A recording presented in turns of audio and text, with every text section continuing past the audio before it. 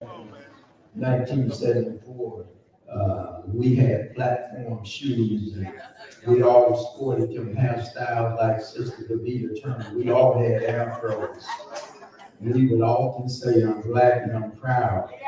Dr. King had recently been assassinated in 1968.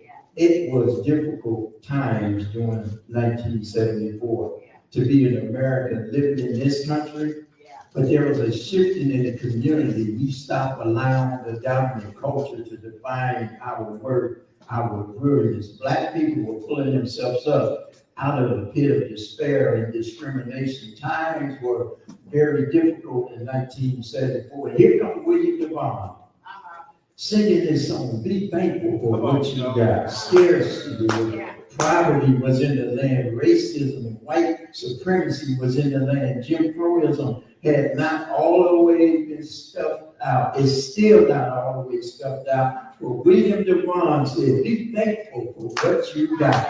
I thought I would have at least one other person in the room that put your hand together and just be thankful for what you got. He said, though you may not drive a big Cadillac or Cowboy with gangster white walls, TV and antennas in the back, you may not have a car at all, but remember, brothers and sisters, you can stand tall. Just be thankful for what you got. Though you may not drive a great big Cadillac, diamond in the back, sunroof, living a gangster scene with your Christian name, you got to just be thankful for what you got. Back in my day, I used to think that was the smoothest song in the world. If you had a Cadillac back then in the 70s, you were big time. He said you got to learn how to be thankful for what you have. Do you know your life can shift if you develop a consistent attitude of gratitude? I stumbled across an article called Gratitude Works, and this is what it said. If you want to be grateful, you have to not become forgetful. If you want to be grateful, you have to become not forgetful, because gratefulness requires memory. If you can only remember what God has done in your life. I see one hand. Thank you, Sister Thea. When you remember what God has done in your life, you can be grateful. You can remember the things you have overcome in your life. Gratitude flows from memory, and the people who have become forgetful also are the people who are very ungrateful, because you think about what you've come through and some gratitude hits you. There is no way for you to look back over your life and some gratitude don't hit you, because you ain't always had it as good as you had. You ain't always looked as good as you look. You ain't always been able to go into some places you can go into today. You ain't always been able to stand and look everybody in the eyes like you can. Can anybody remember where you come from? And I see you young people, you say, well, I can't relate to that, but just hold on. I think there's something that'll be here for you too. You got to remember it's God who lifted you from. You was lost. He found you. When you was out on your own, God pulled you in. When you were struggling and didn't think you had anybody, God was there. God gave you stability. If I don't have time, you just remember how you used to be. You got to learn how to be thankful, and you got to learn how to shout, not because you have everything you want. Young people, you will not ever have everything you want, but you ought to still be able to thank God. Things are what they are.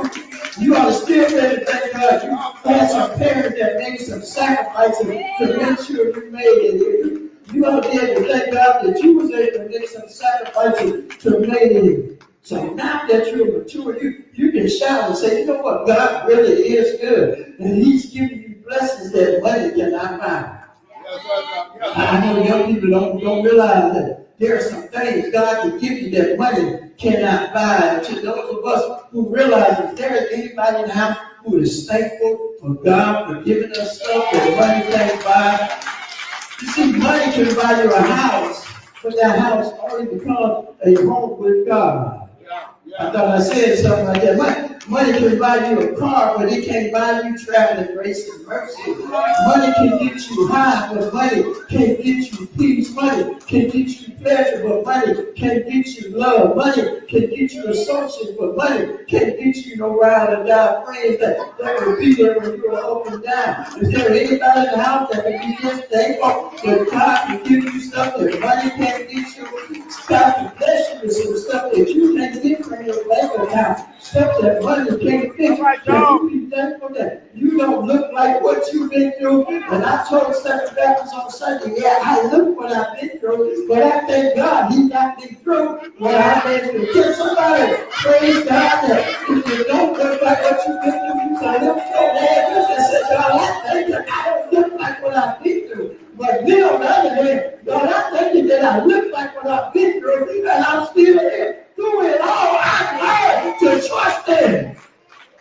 I'm sorry, I'm going to go a little loud. I've learned that through it all, He's been there. I love this song. Just be thankful for what you got. This song, I believe, lines up with Psalm 100 because if you break it down, the structure of this song, verse 1 and 2 gives us the call to praise, Verse 3 gives us a cause to praise. Verse 4 gives us another call to praise. And verse 5 gives us a cause to praise. I love this because sometimes we call people to praise, but we forget to give them the cause to praise. The call to praise. Verse 1 says, make a joyful noise unto the Lord, all the earth. Worship the Lord with gladness. Come to His presence with thanksgiving. For those that said, really don't take all that, get loud and get shouting and hollering and jumping around and jumping out. The text specifically says, make a joyful noise unto the Lord. It's there in verse 4. It's another call. It's enter His gates with thanksgiving, in His courts with praise. I love this because the text says, don't warm up. Don't wait until Dr. Lamb starts getting that new flesh. Don't wait until he gets to that part of the sermon when the audience gets busy. Don't wait for the praise team to pump you up, to hit you up. The text says you ought to walk in here on any of them. It means you show up with thanksgiving. It means you enter His courts late. He says, be thankful unto Him and bless His name. Can you just take some time right now and thank God that He's watched you all night long? The moderator Lamb was over there last night, and He's still walking here. You ought to say to thank God that God is a good God. You ought to say, hey, watch over you all night long. And your house is a little sleepy this morning. He still put some breath in your mouth. Let's do stuff like that just to give God some thanks. I don't need to have a good day to let God know I'm thankful for this day. Yeah. That's the call for verse 3 and 5. There are some causes to praise now. And I want to lift out of this text just a few reasons that we ought to praise. Is number one, eternal identity. He says, know that the Lord is good. It is He that made us, and we are His. We are His people and sheep of His pasture. No, it says, know that the Lord is God.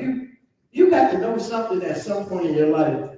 Grandma used to tell me, boys, back home they called me Tony. Matter of fact, most folks didn't know my name was Larry, but they called me Tony. And Grandma would always say, boy, some stuff you just got to know that you know. She would say, hoping is okay, believing is okay, but at some point, some things in your life, you just got to know. And the text says, it is God who made you. I am fearfully and wonderfully made. Even before my mom and daddy got together, God had already made me. You ain't got to like me. God made me. Come on, young folks. You ain't got to be in my circle. God made me. You ain't got to speak to me. God made me. You don't have to approve of me. God made me. Any folks in the house know who made you? You ain't guessing. You ain't going over grandma told you. You ain't going over what you heard this week so far. You know for a fact who made you. Anybody in the house know God made you? Let me tell you how you know God made you. He made made my nervous system. He made my circulatory system. He made my digestive system. He made my reproductive system. He made my respiratory system. He made my skeletal system, my urinary system, my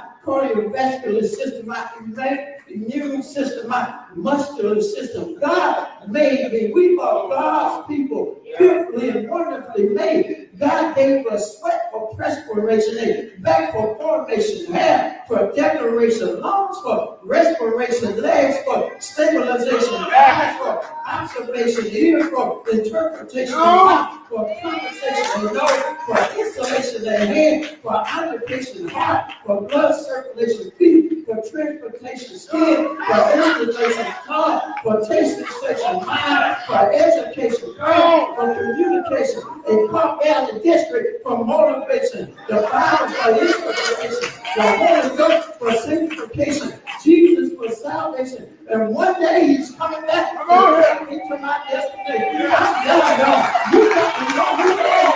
Everybody in the house, who made you?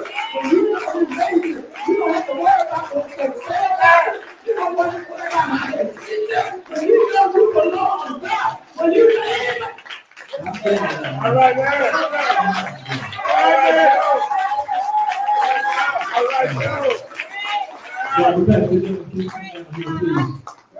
All right, Joe.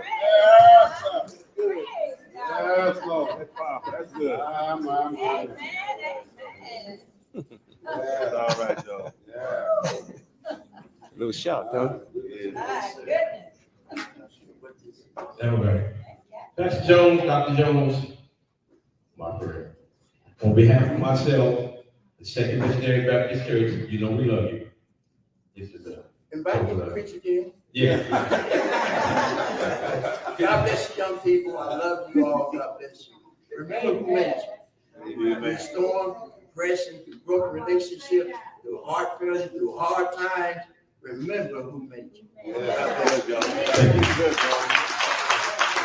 I'm looking at that. He wasn't expecting that.